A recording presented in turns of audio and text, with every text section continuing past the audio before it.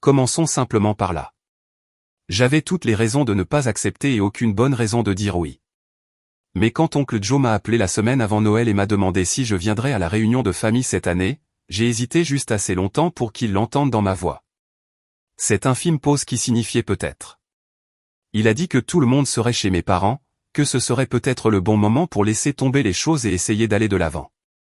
Il a dit que Daniel serait là et a même mentionné à quel point il était fier de la façon dont le gamin avait tourné malgré le chaos qui l'entourait. Je suppose qu'il pensait que cela me ramollirait. Je ne sais pas pourquoi, mais j'ai accepté. Peut-être que je ne voulais tout simplement pas passer Noël seul encore une fois. Cela fait 2 ans que ma femme et mon fils sont morts. 2 ans à éviter tout, les fêtes, les anniversaires, les baby showers, les mariages, tout. 2 ans de silence dans une maison construite pour les rires et les histoires du soir. Ils sont morts en décembre, et quelque chose en moi s'est figé avec eux ce mois-là et n'a jamais vraiment dégelé. Alors oui, Noël. Que Noël aille se faire voir. Mais j'ai quand même conduit vers le nord et suis allé chercher oncle Joe et tante Lily. Ils attendaient dehors avec une tarte et un sac cadeau comme si de rien n'était. Je n'ai pas posé de questions, et ils n'ont rien dit. Nous avons juste roulé. La neige venait de commencer à tomber, assez légère pour être jolie sans être douloureuse. Pendant quelques minutes, cela a semblé presque normal. Puis le téléphone d'oncle Joe a sonné. Il l'a mis sur haut-parleur. C'était mon père. Où êtes-vous? Oncle Joe a dit que nous étions à 10 minutes, que je conduisais. Il y a eu un silence. Puis mon père a demandé très nonchalamment, « Avez-vous quelque chose à lui dire ?» Oncle Joe a juste cligné des yeux, confus. Avant qu'il ne puisse répondre, mon père a dit, « Nous ne vous attendons pas. Ne venez pas. » Puis il a raccroché. Je n'ai pas dit un mot. Je me suis juste garé sur le bas-côté et regardé les arbres. Je me souviens avoir entendu tante Lily murmurer quelque chose à oncle Joe, puis le ronronnement du chauffage. Après quelques secondes, j'ai simplement dit, « Terminons le trajet. » Le silence dans la voiture était différent après cela. Quand nous sommes arrivés dans l'allée de mes parents, mon père était déjà debout dehors avec une boisson à la main, comme s'il avait attendu pour s'assurer que je me présentais vraiment juste pour pouvoir me chasser de la propriété. Oncle Joe est sorti le premier et a essayé de lui parler. Je suis resté derrière le volant et j'ai regardé. Cela ne s'est pas bien passé. Mon père l'a repoussé, a dit quelque chose de tranchant et d'assez fort pour raisonner.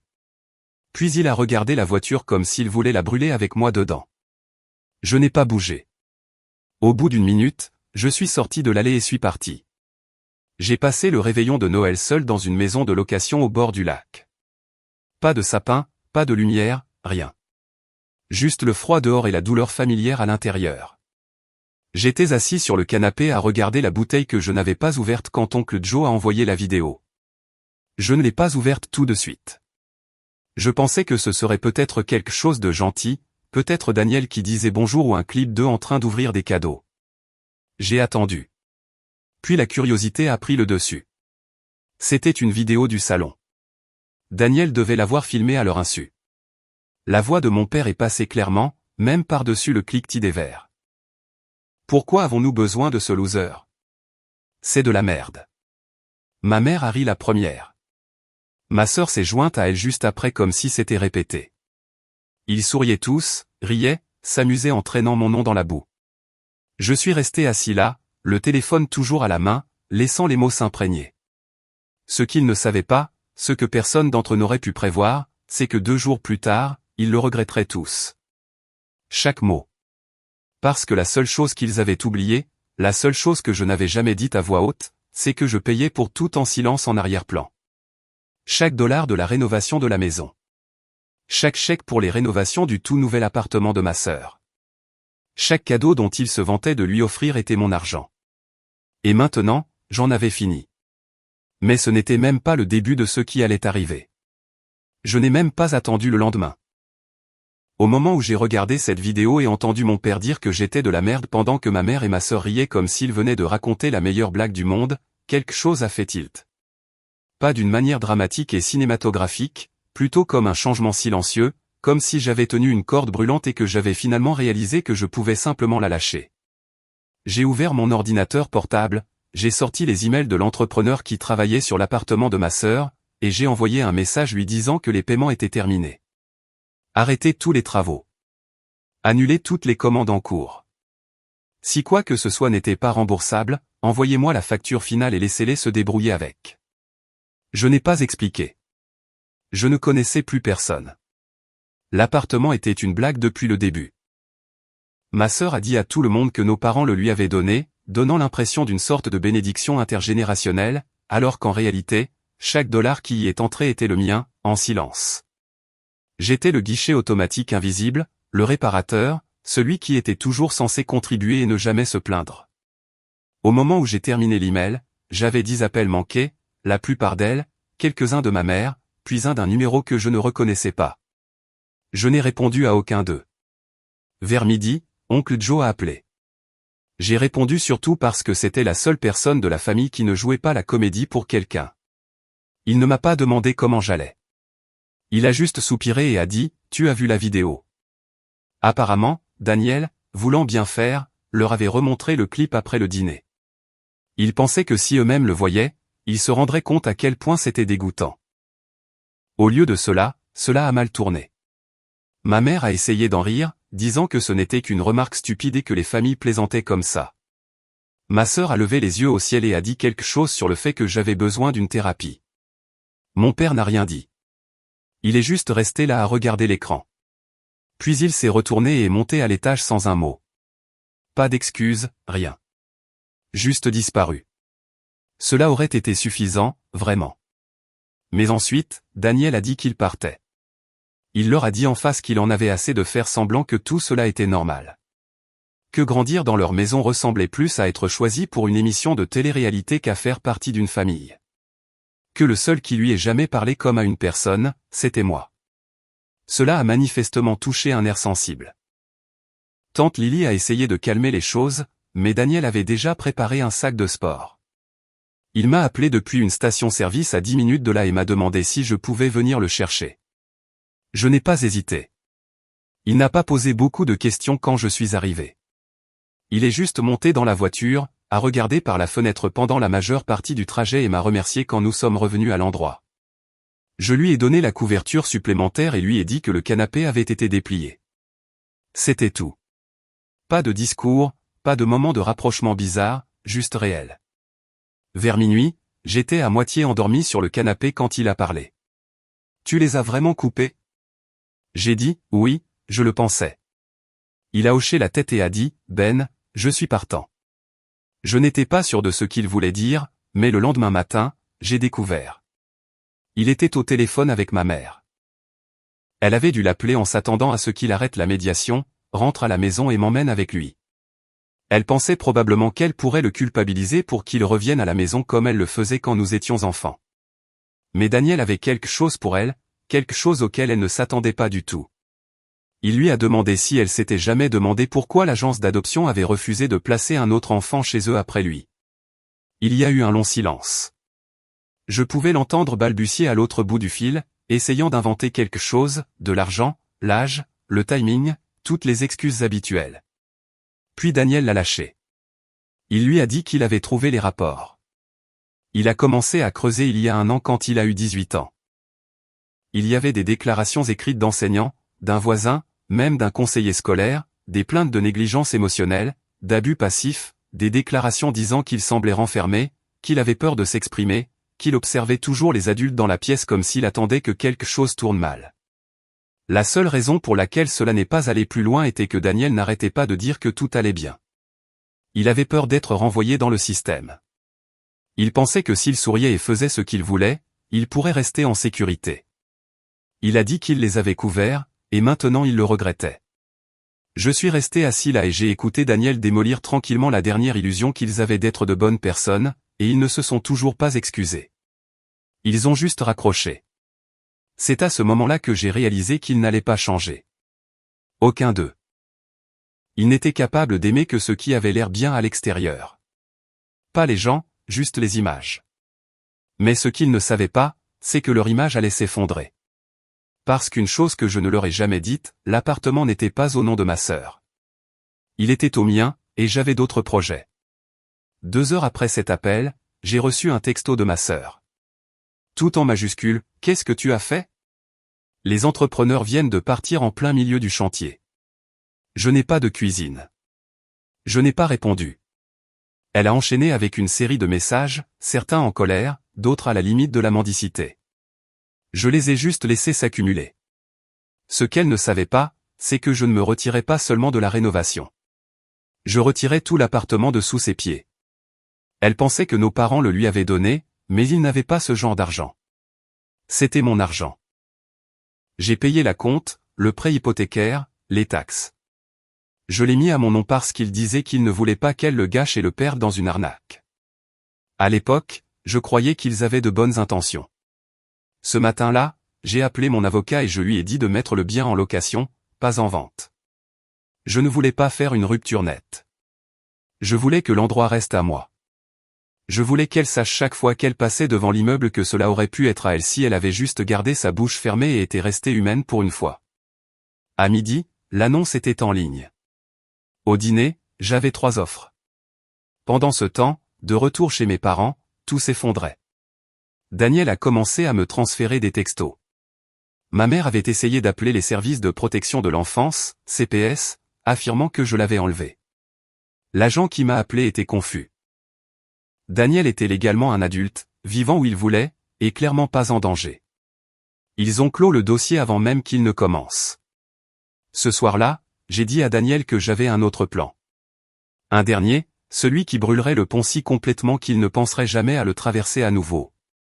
Il m'a demandé quel était ce plan. J'ai juste dit, tu verras demain. Le lendemain, je suis allé à l'ancienne maison, pas la maison de mes parents, la maison dans laquelle ils vivaient avant de passer à une catégorie supérieure avec mon argent. Ils l'ont vendue il y a 4 ans pour acheter la nouvelle maison, et c'est moi qui les ai aidés à obtenir l'approbation. J'ai co-signé leur nouveau prêt hypothécaire parce que leur cote de crédit était trop basse à elle seule. Ce qu'ils n'avaient pas réalisé, c'est que j'avais toujours la possibilité de bloquer le compte associé à cette maison s'il y avait une activité inhabituelle. Alors, je l'ai déclenché. J'ai signalé leur récente rénovation, les ajouts de salles de bain, l'aménagement paysager, un nouveau système d'éclairage sophistiqué dans le salon comme des achats potentiellement frauduleux. Techniquement, il l'était. Mon nom était toujours inscrit comme copropriétaire sur l'un des comptes en raison de la façon dont ils l'avaient structuré lorsque je les avais aidés à conclure la transaction. Ce n'était pas illégal, juste gênant. La banque a bloqué leur compte lié au prêt hypothécaire en quelques heures. Ils ne pouvaient pas accéder à leurs fonds. Et comme ils avaient tellement emprunté pour maintenir les apparences, le blocage signifiait qu'ils ne pouvaient pas payer l'aménageur paysagiste, l'entrepreneur, ni même leur prochaine facture d'impôt foncier. Ce soir-là, ma mère m'a appelé 5 fois. Je n'ai pas répondu. Puis elle a envoyé un texto. Il faut qu'on parle. C'est grave. J'ai répondu par une seule ligne, tu aurais dû rire un peu moins fort. Daniel a regardé mon téléphone lorsque le message a été envoyé. Il n'a rien dit, a juste fait un lent signe de tête comme s'il comprenait parfaitement. Puis est venue la surprise que je n'avais pas prévue. Le journal local m'a appelé. Quelqu'un les avait avertis. Peut-être l'un des travailleurs non rémunérés. Peut-être quelqu'un de la banque. Ils m'ont demandé si je voulais commenter une éventuelle action civile intentée contre mes parents par 3 entrepreneurs non rémunérés.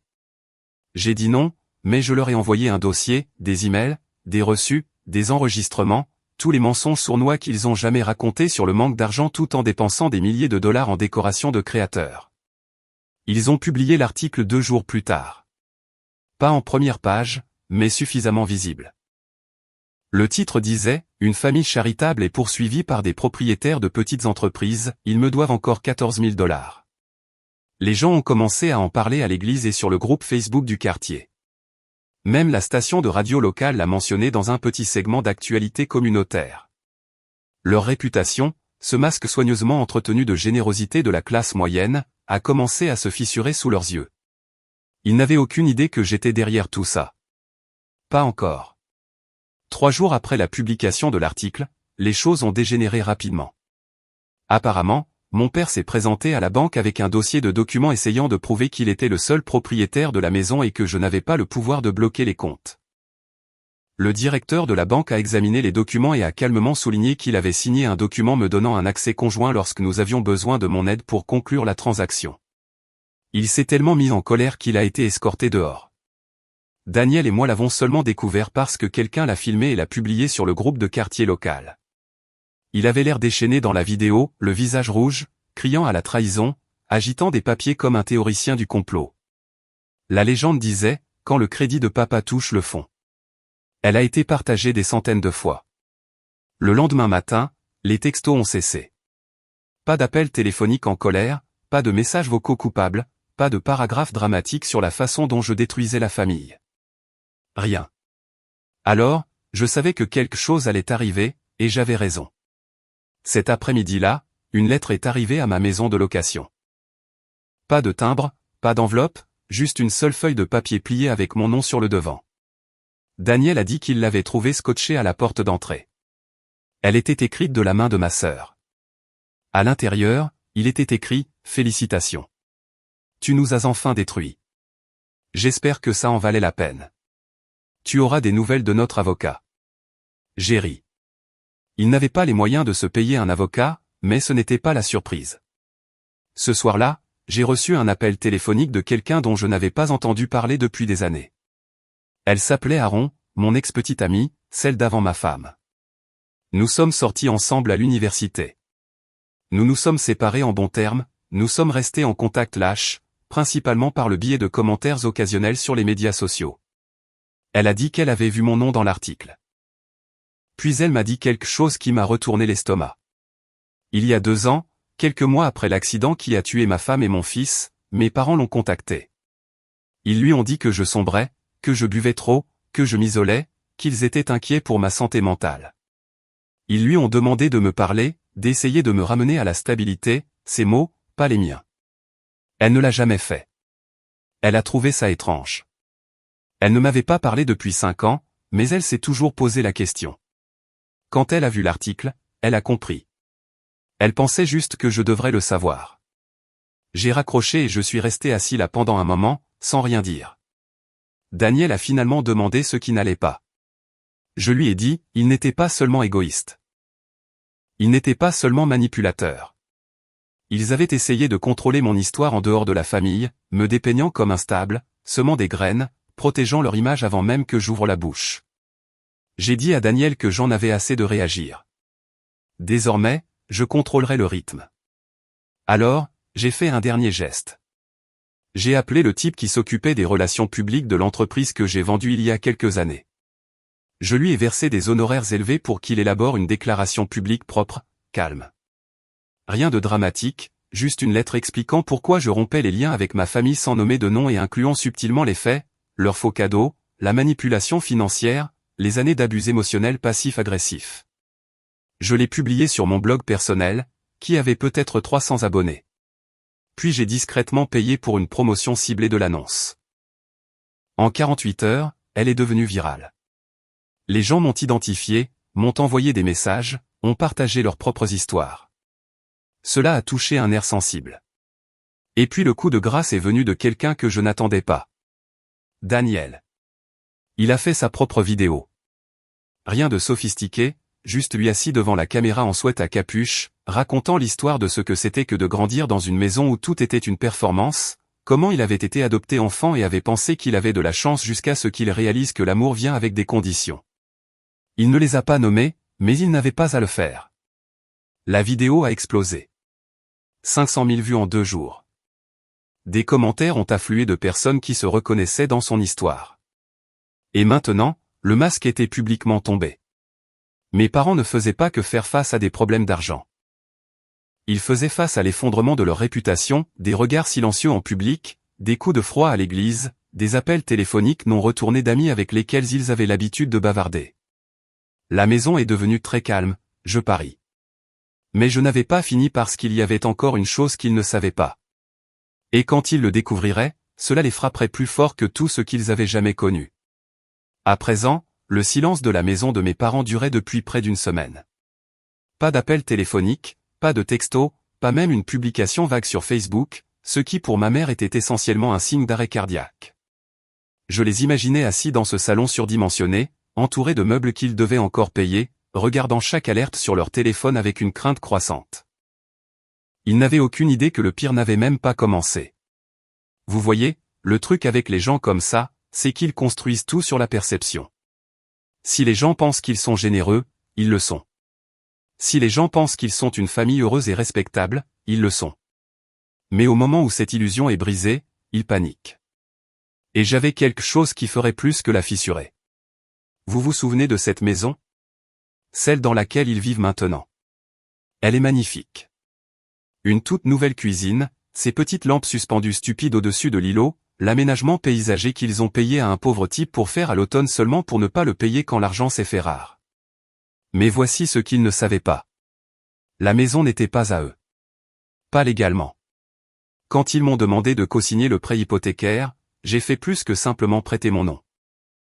J'ai demandé à mon avocat de créer une fiducie pour la propriété. Ils étaient inscrits comme résidents, mais la propriété, elle était entièrement à moi.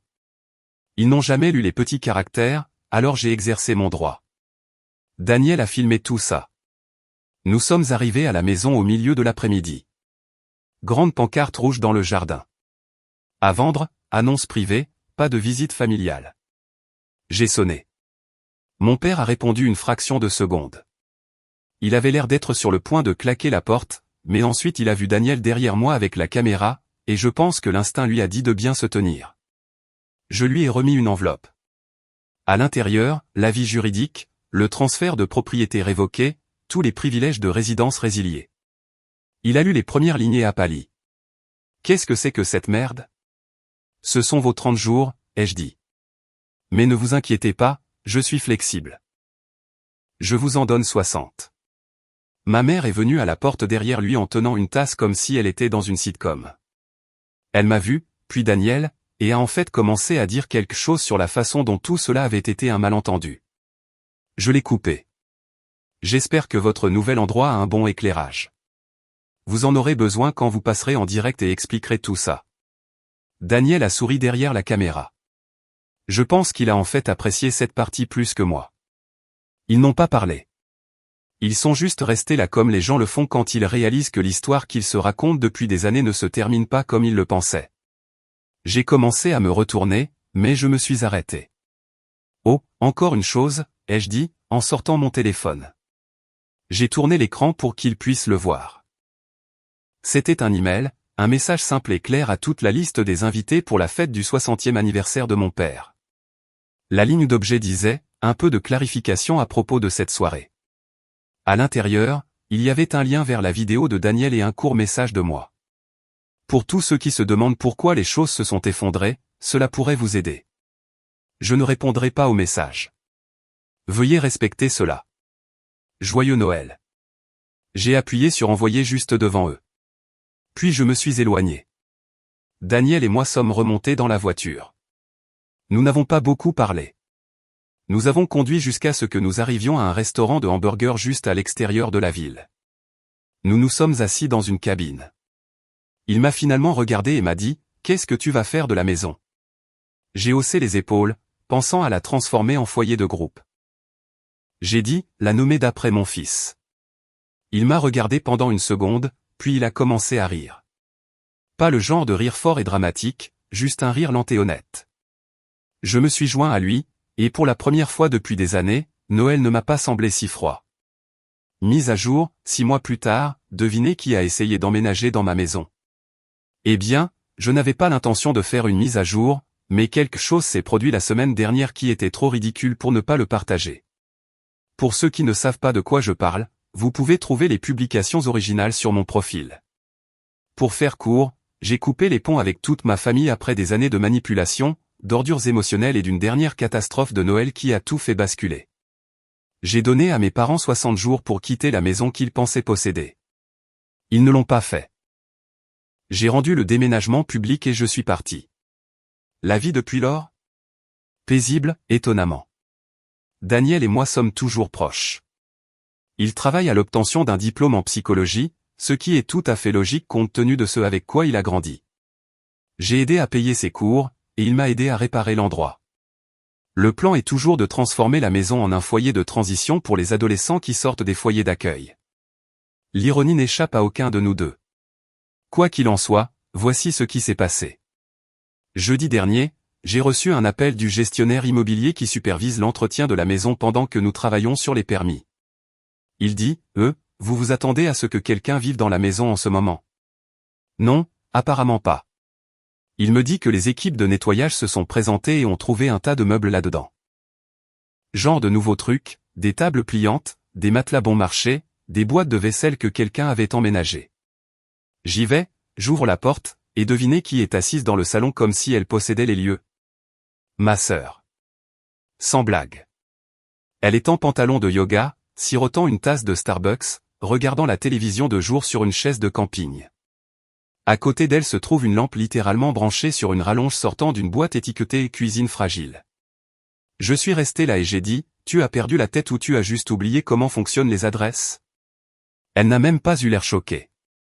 Elle a dit, maman a dit que la maison n'était plus vraiment à toi et ils ont dit, tu as déménagé. Laisse ça faire son chemin. Elle a littéralement cambriolé une maison sur laquelle elle n'avait aucun droit légal parce que notre mère lui a dit que c'était bon.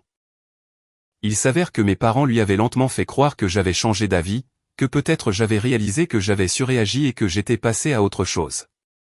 Elle les a crus complètement. Elle a même amené un petit ami.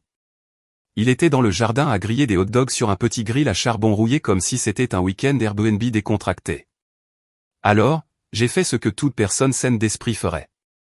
J'ai appelé la police, mais pas avant d'avoir pris une photo d'elle en train de regarder Dr. Phil depuis une chaise de jardin en plastique au milieu de mon plancher de bois franc juste pour mon propre amusement. Les flics sont venus. Je leur ai montré l'acte de propriété, les documents de fiducie, les emails de mon avocat. Elle n'a pas résisté, n'a même pas pleuré, a juste eu l'air ennuyée comme si c'était moi qui ruinais ses plans. Son petit ami a essayé de faire valoir qu'il n'était là que depuis quelques jours et qu'il pensait que c'était une propriété familiale. Les flics s'en fichaient. Ils sont partis. Je lui ai envoyé un texto ce soir-là, la prochaine fois que tu voudras cambrioler une maison, essaie d'abord de googler qui la possède. Elle n'a pas répondu. Le meilleur, un des voisins a tout vu. Il s'avère qu'il travaille aussi pour le journal local. Et devinez ce qu'il y avait dans la chronique du dimanche. La fille d'une famille locale impliquée dans un drame immobilier viral a été retrouvée squattant dans l'ancienne maison familiale. Ils ne l'ont pas nommé, mais assez de gens le savaient. Alors ouais, les choses ne cessent de devenir plus stupides. J'avais l'habitude de penser que ces trucs n'arrivaient que dans les films. Il s'avère que quand ta famille est pleine de narcissiques et de personnes délirantes chroniques, la vraie vie est tout aussi folle. Quoi qu'il en soit, je vais bien. Daniel va bien. La maison est calme à nouveau, juste comme j'aime ça. Jusqu'à la prochaine catastrophe.